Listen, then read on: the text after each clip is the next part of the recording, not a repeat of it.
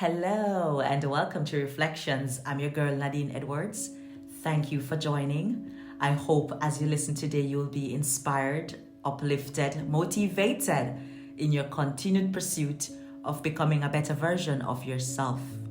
For today's episode of Reflection, there's this one little scenario that I experienced yesterday as we were making our way to a picnic that created a spin-off into what I really want to talk about today. Dennis and myself and two other friends planned a picnic in the Stadt Park, Hamburg Germany. By the way, this is the biggest park in Hamburg. There are other big parks, but this is the biggest of them all. And people come to this park for jogging, walking, festivals, picnics, sports, you name it.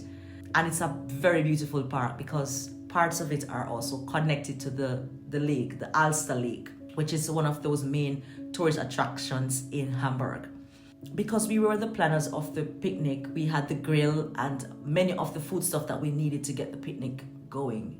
A side note, this is one of the best picnics I've ever attended because when you talk about the weather, the food, the vibes, the location, everything was just perfect about this day. Not to mention the parking situation, which I'm about to tell you that created this spin-off for the topic that I will talk about. So when we drove up, we already understood in our minds that parking may be a problem or will be a problem because going to Stadt Park, many people or many vehicles, especially on the weekend, are already lined up on the block that is to the entrance of the park.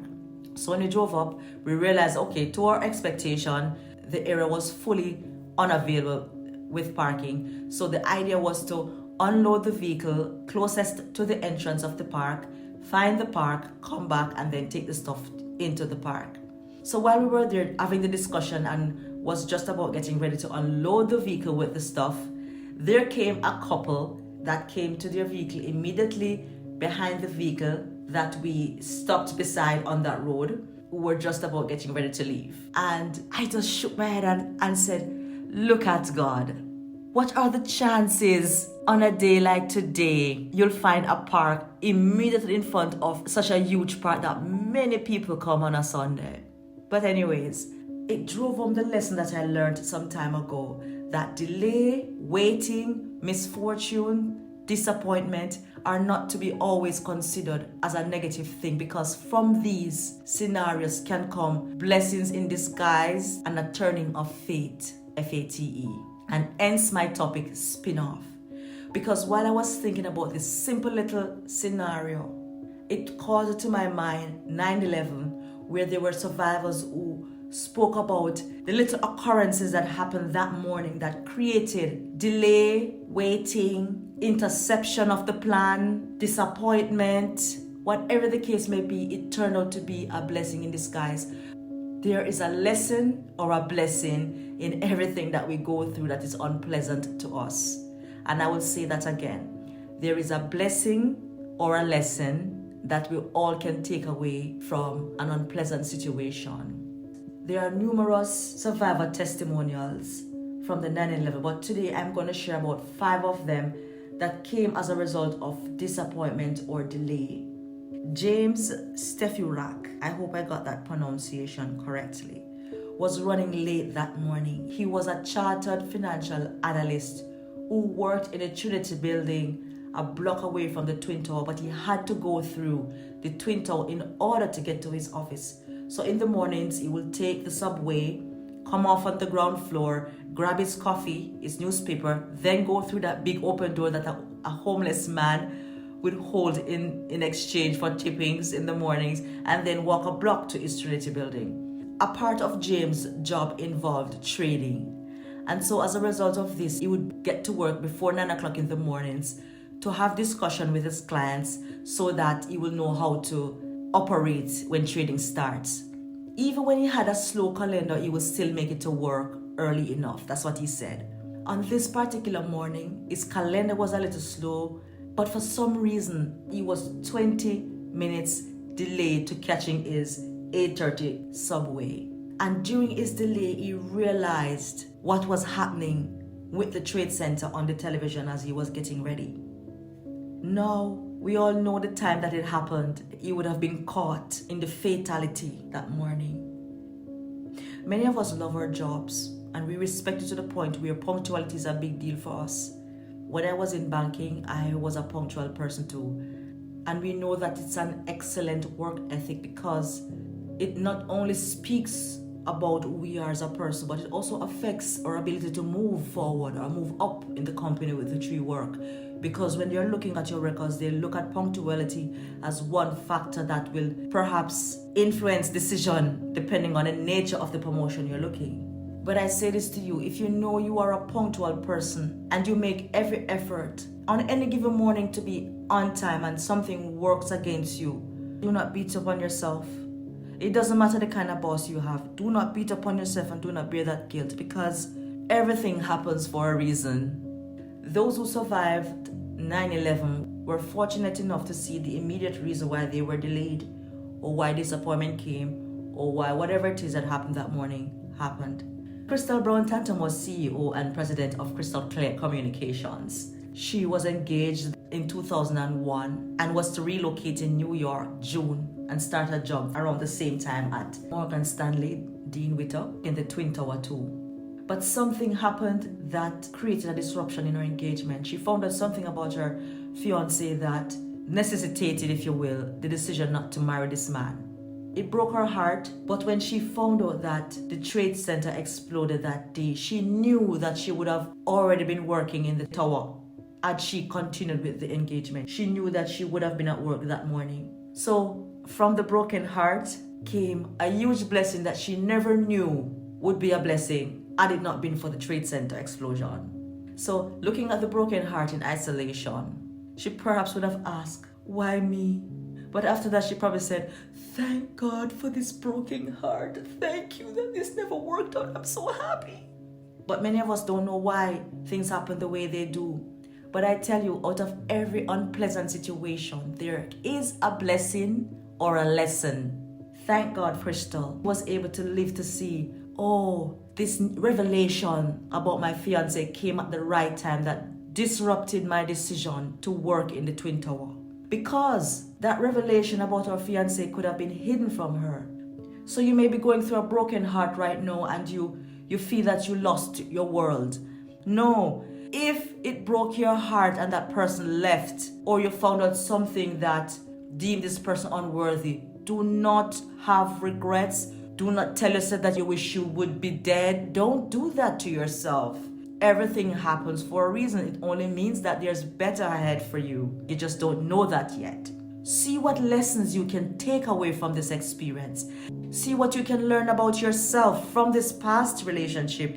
See how you can better prepare yourself for the next person. Then there was George Keith, who had car troubles that morning that resulted in a delay in getting to work on time. Some of us can attest to car troubles. You're on your way to meet someone, to get to work, to the airport, or whatever the case may be, and you have car troubles. Sometimes you ask the question, why no? And some of us will say, the devil is a liar. But God allowed that delay for a reason. You don't understand now, but maybe someday, maybe never. But every delay happens for a reason. Your car broke down. Maybe somebody was going to break the stoplight and hit you head on or something. Maybe somebody was going to be on their phones and was going to hit somebody and had to prevent themselves from hitting the person and swing right into you. You don't know. You really don't know. There's so many reasons that create delays.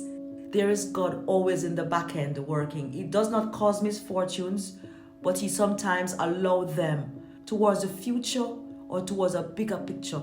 Because here comes Keith now. He was driving his BMW, brand new BMW for that matter, through Central Park when the vehicle shifted into the first gear unexpectedly. So he made up an appointment for the dealership the next morning and they gave him 7 o'clock to come in.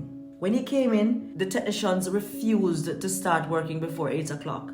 And he was so annoyed because he's saying, why should I wait until 8 o'clock for a 3-minute repair? But when he left the shop and raced down the expressway to get to his meeting on the 73rd floor of the tower, he says as he was sitting on the expressway in traffic, he saw the smoke coming out the building, the one that got hit first.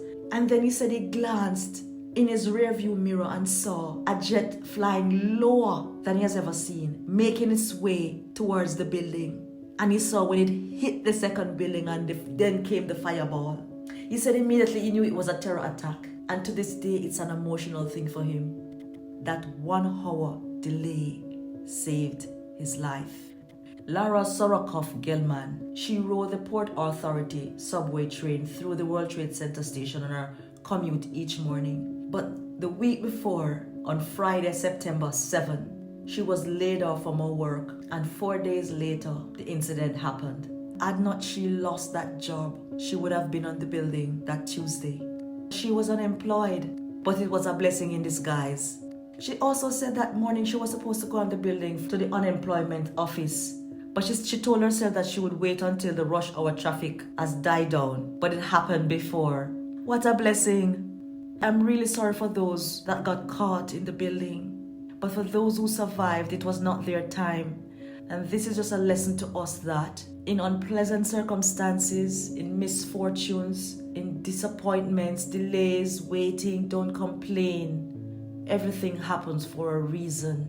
Holly Winter was supposed to meet up with her 2 college friends in New York. One lived in Chicago, one was working in the Trade Center, and she was living in Denver.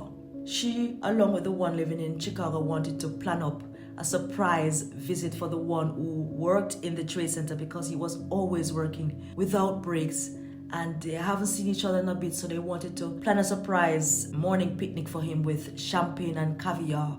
So she, Winter, and the one from Chicago had mutual availability on that day, so they decided to fly to New York the night before and then surprise him 8 o'clock in the morning. But the day when Winter was to leave, her mother called to say, "I'm coming to visit you." And she was trying to convince her mother that today is not a good day because I'm just about getting ready to fly to New York. And she was saying to her mother that you're already on retirement, so you can be flexible with the time you come to see me. But her mother insisted that I am coming to visit you. Do not go on that trip just yet. I'm coming to see you. Winter labeled her mother as an intuitive mother. I think intuition lies heavily on females, mothers. Many of us are intuitive. I think I have a little of it, just a little.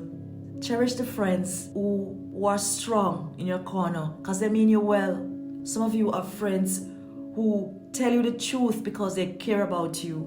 The truth sometimes comes unpleasant, it cuts, but at the end of the day, it works in your best interest. Sometimes it's good to listen to our friends. Thank God for the friends who tell you the truth. Holly Winter's life was spared because her mother insisted that she come see her, so she ditched the plan. So what had happened was that her friend went ahead with the plan, went to see the man or the other friend from college in the building, and they both were lost. Of course, Winter will always live to remember that. But more importantly, she will always live to remember that I could have been a part of that number. So in closing, I want to leave with you this one text found in Romans 8:28. It says, "And we know that in all things God works for the good of those who love him, who have been called according to his purpose." I will leave with you this one line. All things work for good. God bless you. Thank you for listening to today's reflection. Join me again next week for another episode. Until then, stay blessed.